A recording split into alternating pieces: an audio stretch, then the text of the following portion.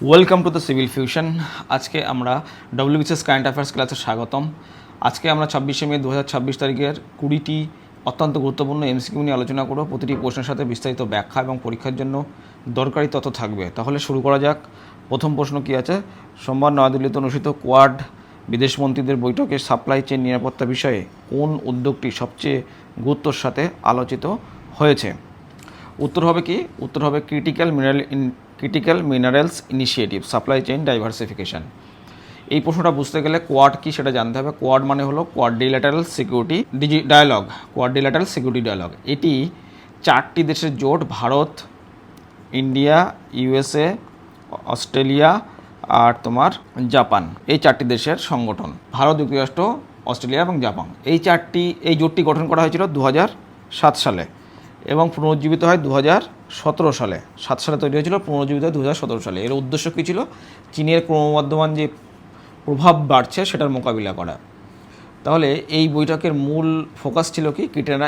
Critical mineral initiative, অর্থাৎ গুরুত্বপূর্ণ খনিজ সম্পদের সাপ্লাই চেইনকে বৈচিত্র্যময় করা। যে সমস্ত তোমার খনিজ সম্পদের কথা বলা হচ্ছে গুরুত্বপূর্ণ, সেগুলো হলো কোবাল্ট, দেন নিকেল, কোবাল্ট, লিথিয়াম, যেগুলো এখনকার ইভিতে লাগছে, আর নিওডিনাম। তো এইগুলো তোমার ক্রিটিক্যাল খনিজ সম্পদ, যেগুলো দিয়ে এখনকার বর্তমান পরিস্থিতিতে যে সমস্ত ডিফেন্সের জিনিসপত্র তৈরি হয়, বিভিন্ন ইলেকট্রনিক্সের জিনিসপত্র তৈরি হয়, সব কিন্তু ম্যাক্সিমামটাই চায়না থেকে দেওয়া হচ্ছে। পাশাপাশি আলোচনায় ছিল হরমুজ প্রণালী, সন্ত্রাসবাদের বিরুদ্ধে সমন্বিত পদক্ষেপ। এগুলো বিদেশমন্ত্রী এস জয়শঙ্কর জানিয়েছেন কোয়াড মন্ত্রীদের বৈঠক জুলাই মাসের মধ্যে যৌথ বিবৃতি প্রকাশ করবে। ঠিক আছে, পরবর্তী প্রশ্ন আসি। পরবর্তী প্রশ্ন হলো, বিশ্বব্যাংকের সর্বশেষ রিপোর্ট অনুযায়ী 2025 সালে বিশ্বের বিভিন্ন দেশ carbon tax, emission trading system থেকে মোট কত রাজস্ব সংগ্রহ করেছে? উত্তর হবে কত? উত্তর হবে 107 মার্কিন বিলিয়ন ডলার। বোঝা গেল? 107 মার্কিন বিলিয়ন ডলার। তাহলে কার্বন প্রাইসিং মানে কি? কার্বন প্রাইসিং হলো কার্বন নির্গমনের উপর মূল্য ধার্য করা। কার্বন যে দেশ যত নির্গমন করবে তার উপরে তার মূল্য ধার্য করা, যাতে কোম্পানিগুলো দূষণ কমাতে আগ্রহী হয়। দুটি প্রধান পদ্ধতি আছে। প্রথম হলো কার্বন ট্যাক্স আর তোমার যেটা প্রতি টন কার্বন ডাইঅক্সাইডের জন্য নির্গমনের জন্য সরাসরি কর, আর দ্বিতীয় হচ্ছে ইটিএস বা এমিশন ট্রেডিং সিস্টেম, যেখানে কোম্পানিগুলো নির্গমনের অনুমতিপত্র কেনাবেচা করে। ঠিক আছে, এগুলোর মধ্যে ট্রেডিং হয়। 2025 সালে এই দুটি পদ্ধতিতে মোট আয় হয়েছিল 107 বিলিয়ন ডলার এবং 2024 সালের চেয়ে এটা 2% বেশি। 24 সালে যা ইনকাম হয়েছিল তার থেকে 2% বেশি। তাহলে বিশ্বের মোট গ্রিনহাউস গ্যাস নির্গমনে 1/3 2030 সালের মধ্যে কার্বন মূল্য নির্ধারণের আওতায় আসতে পারে। মনে রাখবে, টোটাল যা কার্বন নিঃসরণ হয় তার 33% 2030 সালের মধ্যে কার্বন ট্যাক্সের মধ্যে চলে আসবে, কার্বন মূল্য নির্ধারণের মধ্যে চলে আসবে। ভারত নিজস্ব ন্যাশনাল কার্বন মার্কেট গঠনের দিকে এগোচ্ছে। COP30 কনফারেন্স অফ পার্টি 30 ব্রাজিলের বেলেমে অনুষ্ঠিত হয়েছিল 2025 সালে। অনুষ্ঠিত হয়েছিল 2025 সালে। মনে রাখবে ডেটাগুলো। ডেটাগুলো এখানে হয়তো আমি এইভাবে লিখে দিচ্ছি, তো ডেটাগুলো খুব সুন্দর আকারে তোমরা নোটে পেয়ে যাবে। নোটের জন্য তোমরা হোয়াটসঅ্যাপ অথবা ইউটিউব আমাদের টেলিগ্রাম চ্যানেলে জয়েন করো। আমাদের যে চ্যানেল আছে, চ্যানেলের ডেসক্রিপশনে কিন্তু এগুলো দেওয়া আছে। পরবর্তী প্রশ্ন কি? পরবর্তী প্রশ্ন হলো ইবোলা সম্পর্কে। ভারতের DGCA ইবোলা আক্রান্ত দেশ থেকে আসা যাত্রীদের বিষয়ে নির্দেশিকা জারি করেছে। এই নির্দেশিকায় কোন দেশগুলোকে ইবোলা ইম্প্যাক্ট হিসেবে উল্লেখ করা হয়েছে? উত্তর হবে DRC আর উগান্ডা। DRC বলতে ডেমোক্রেটিক রিপাবলিক অফ কঙ্গো। ঠিক আছে।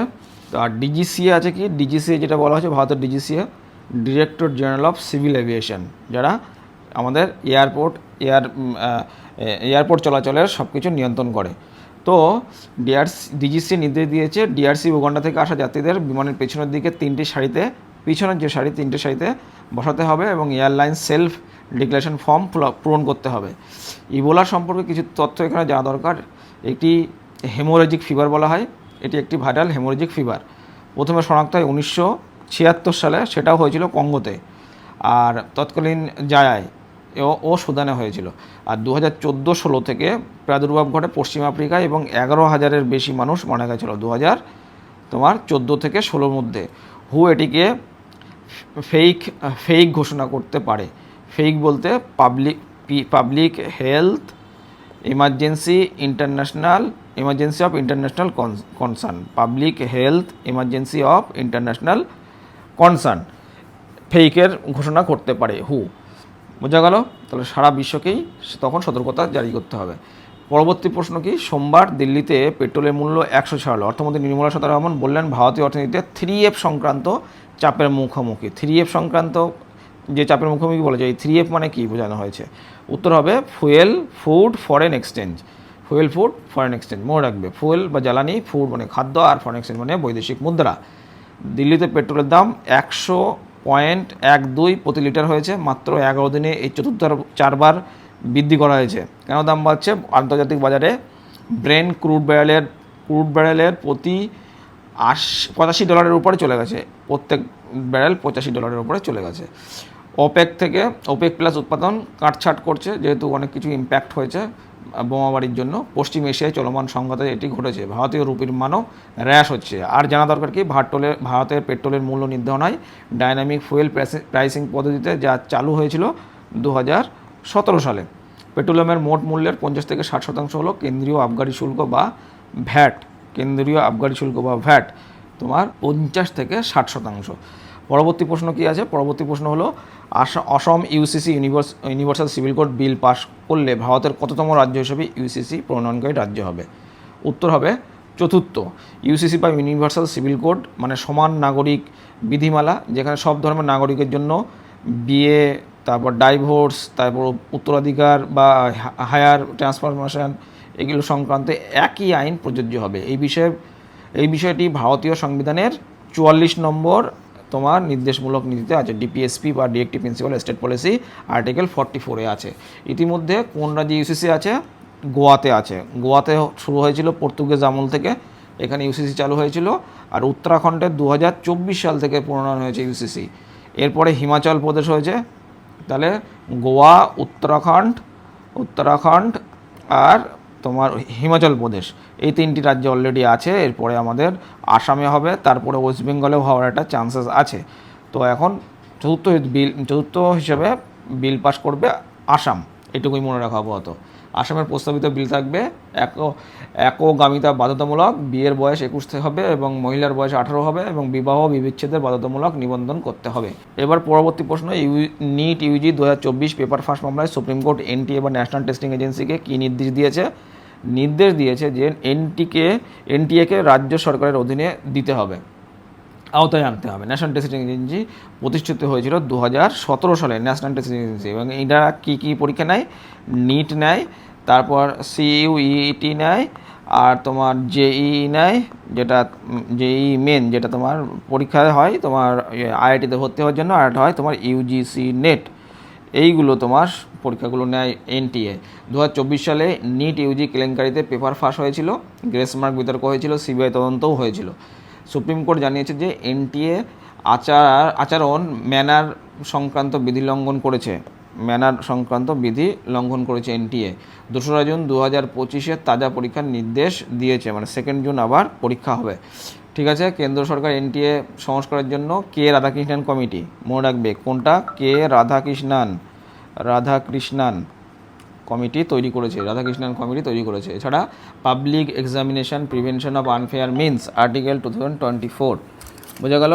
এটাও তোমার মনে রাখতে হবে। এই ডেটাগুলো কিন্তু খুবই ইম্পর্ট্যান্ট, পরীক্ষায় কিন্তু যখন তখন এগুলো থেকে প্রশ্ন আসবে, খুবই ইম্পর্ট্যান্ট কারেন্ট অ্যাফেয়ার্স এগুলো। ঠিক আছে, এবার আমরা পরবর্তীতে প্রশ্ন আসবো। পরবর্তী প্রশ্ন কি আছে? হিমালয়ান বায়ুদূষণ নিয়ে প্রশ্ন আছে সাথে। বোস ইনস্টিটিউট কলকাতার বিজ্ঞানীদের অ্যাটমসফিয়ারিক এনভায়রনমেন্ট জার্নালে প্রকাশিত গবেষণা অনুযায়ী 2010 এবং 2019 সালে 2010 থেকে 19 সালে গাঙ্গেয় সমভূমিতে বায়ুদূষণ 2000 থেকে 2009 সালের তুলনায় কত শতাংশ বৃদ্ধি পেয়েছে? তাহলে 2000 থেকে 2009 যা ছিল, 2010 থেকে 2019 কতটা বৃদ্ধি পেয়েছে? উত্তর হবে 20%। বোস ইনস্টিটিউট কলকাতায় অবস্থিত এবং প্রতিষ্ঠা হয়েছিল 1917 সালে, বোস ইনস্টিটিউট। এবং গবেষণাটি প্রকাশিত হয়েছে atmospheric environment journal. Atmospheric environment একটা জার্নাল আছে, সেই জার্নালে প্রকাশ হয়েছে।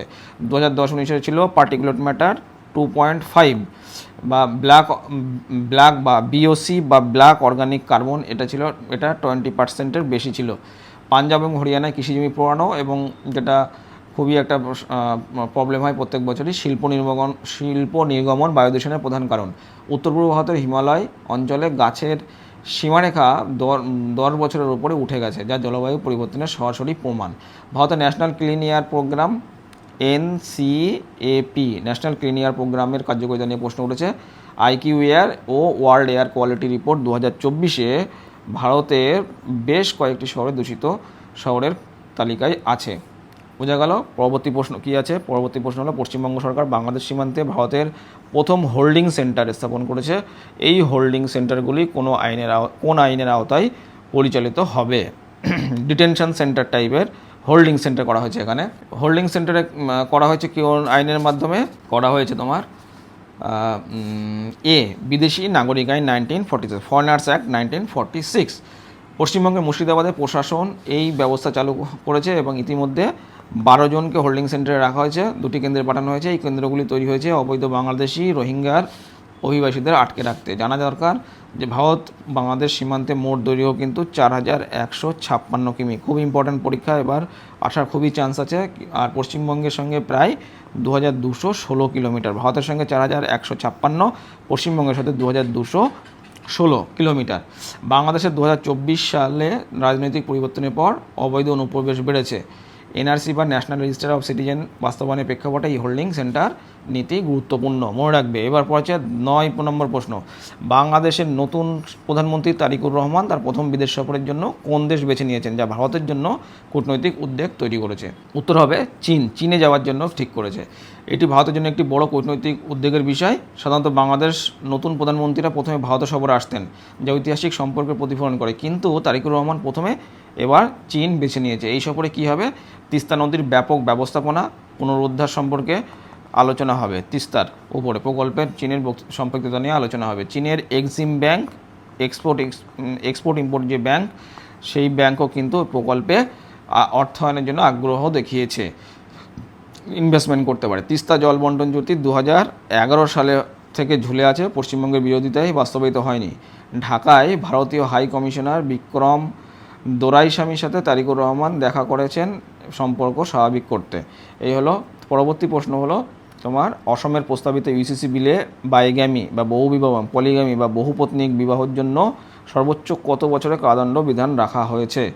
উত্তর হবে 7 বছর। 7 বছরের জন্য কারাদণ্ড রাখা হয়েছে। অসমের প্রস্তাবিত UCC বিলে বাইগ্যামি বা অর্থাৎ বহু স্ত্রী বিবাহকে 7 বছর পর্যন্ত কারাদণ্ডযোগ্য তোমার অপরাধ হিসেবে চিহ্নিত করা হয়েছে।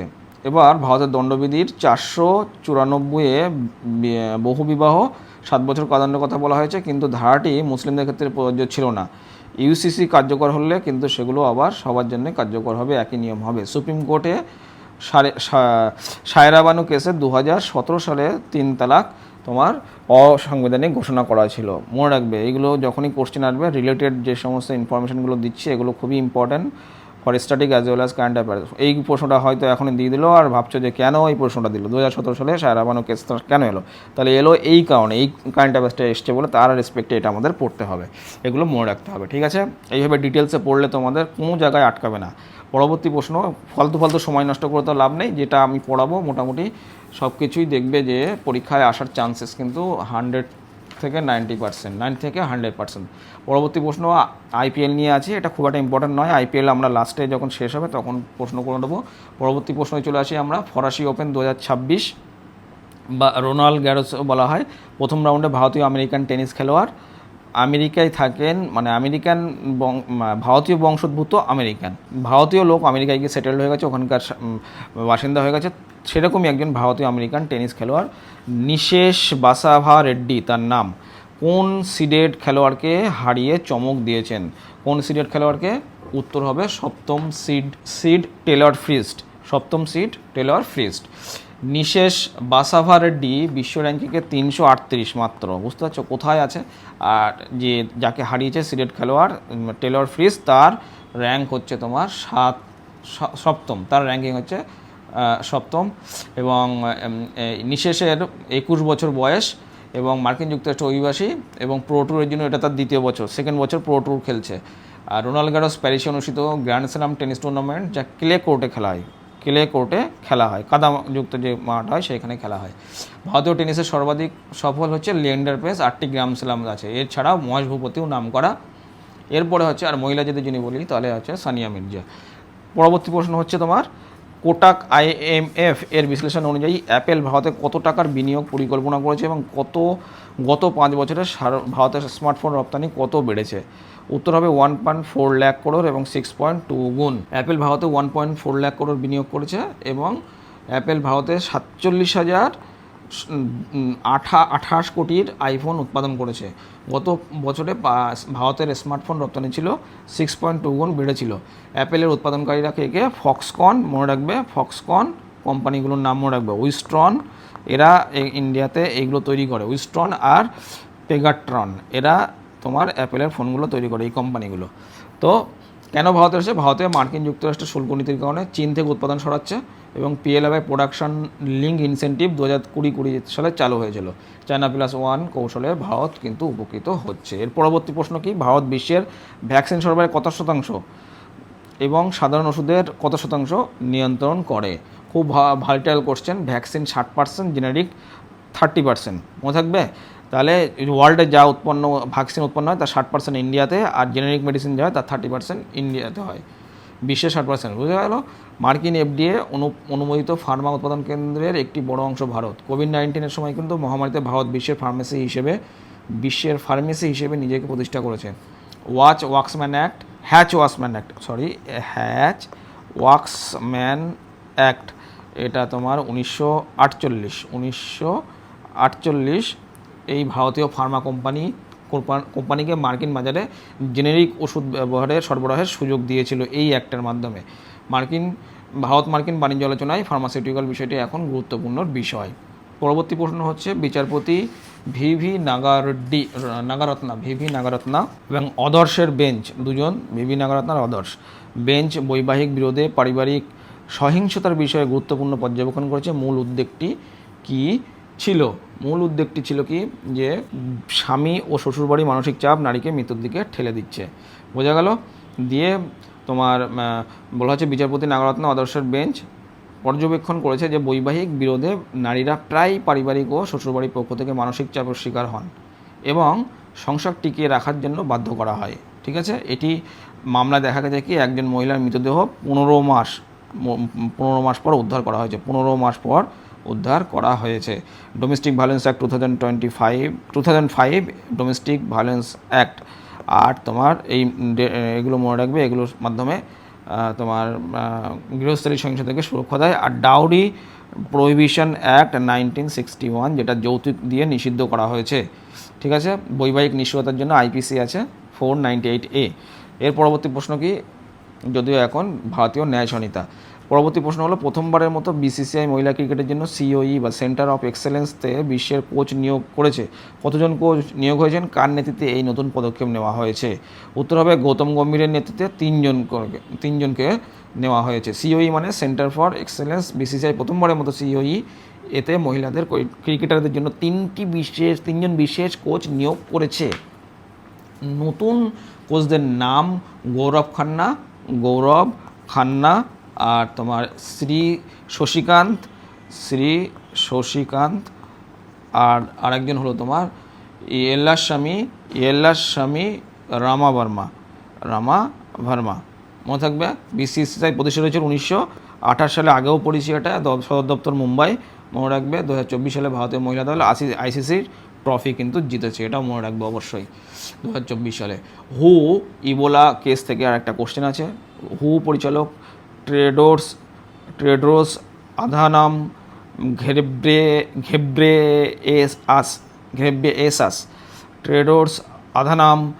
ঘেব্রেয়েসাস অনুযায়ী মহাপরিচালকের নাম বুঝতে পারছো? দাঁত ভেঙে যাবে। অনুযায়ী DRC এবং উগান্ডায় ইবোলার মোট আক্রান্তের সংখ্যা কত ছাড়িয়েছে? আর বিশেষ কি উদ্বেগের কথা জানিয়েছে? উত্তর হবে 150 জন এবং এটা হবে 220 জন এবং শনাক্তকরণ কেস পিছিয়ে পড়েছে। এর জন্য শনাক্তকরণ পিছিয়ে পড়েছে। মহাপরিচালক জানিয়েছে কি DRC উগান্ডায় ইবোলার মোট আক্রান্তের সংখ্যা 220 পৌঁছে গেছে। আমরা আগের দিনে দেখছিলাম সেটা 204 ছিল, 220-তে পৌঁছে গেছে। DRCতে নতুন আক্রান্তের সংখ্যা দ্রুত বাড়ছে, রোগ শনাক্তকরণ পিছিয়ে পড়ছে।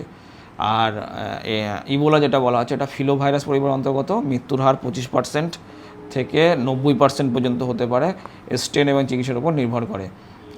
এরভেভো, ERVBO, এরভেভো হলো FDA অনুমোদিত প্রথম ইবোলা ভ্যাকসিন। মনে থাকবে, নামটা অবশ্যই মনে রাখবে। এবছর ইবোলা ভ্যাকসিনের নামও কি? এরভেভো। হুয়ের তোমার প্যান্ডেমিক প্রিপেয়ারনেস ট্রিটি 2025 সালের লক্ষ্যে কিন্তু কাজ করছে। আর এটা যে ভ্যাকসিনটার কথা বলছি, এটা 2019 সালে তোমার অনুমোদন পেয়েছিল। পরবর্তী প্রশ্ন কি, যে চলমান মার্কিন ইরান পারমাণবিক আলোচনা প্রসঙ্গে ট্রাম্প ইরানকে আব্রাহাম অ্যাকর্ডস কাঠামোতে যুক্ত করতে কোন দেশগুলোকে সাহায্য চাওয়ার প্রস্তাব দিয়েছেন? উত্তর হবে সৌদি আরব, ইউএই এবং মুসলিম সংখ্যাগরিষ্ঠ দেশগুলো। ট্রাম্প তার উপসাগরীয় সফরে সৌদি আরব, ইউএই এবং মুসলিম সংখ্যাগরিষ্ঠ দেশের সাথে ইরানের সাথে আলোচনায় একই কাঠামোয় যুক্ত করার আহ্বান জানিয়েছে। আর প্রায় আমরা বলে আসছি JCPOA joint comprehensive plan of action 2015, এখানে ইরানের সাথে একটা সমঝোতা ছিল, চুক্তি ছিল, সেখান থেকে বেরিয়ে গেছিলো 2018 সালে ডোনাল্ড ট্রাম্প। তারপরে এই যুদ্ধ শুরু হয়েছে। ভারতের ইরানের যে চাবার, সেখানে ভারত কিন্তু একটা ভালো রকমের ইনভেস্টমেন্ট করে রেখেছে। পরবর্তী প্রশ্ন, RBI কোয়ান্টাম কম্পিউটিং বিষয়ে একটি বিশেষজ্ঞ কমিটি গঠন করেছে। কোয়ান্টাম কম্পিউটিং এবং ক্লাসিক্যাল কম্পিউটিংয়ের মৌলিক পার্থক্য কী? কোয়ান্টাম কম্পিউটিং আর ক্লাসিক্যাল কম্পিউটিং। এবার কোয়ান্টাম কম্পিউটিং কিউবিট ব্যবহার করে। আমরা যেমন বাইনারি বিট ব্যবহার করতাম, এমনি ক্লাসিক্যাল কম্পিউটিংয়ে এখানে কিন্তু কিউবিট ব্যবহার করে। সেখানে 0, 1 উভয় অবস্থায় থাকতে পারে। আর এখানে কিন্তু অনলি 0 না হলে 1, ভোল্টেজ আছে ভোল্টেজ নেই, এইটাই বোঝায়। খুবই ক্লাসিক্যাল জিনিস, যারা ইলেকট্রনিক্স নিয়ে পড়েছে তারা জানে এই ব্যাপারগুলো। এখানে আর বেশি আমরা ঢুকবো না, যেগুলো কারেন্ট অ্যাফেয়ার্স সেগুলো আমরা জেনে নিই।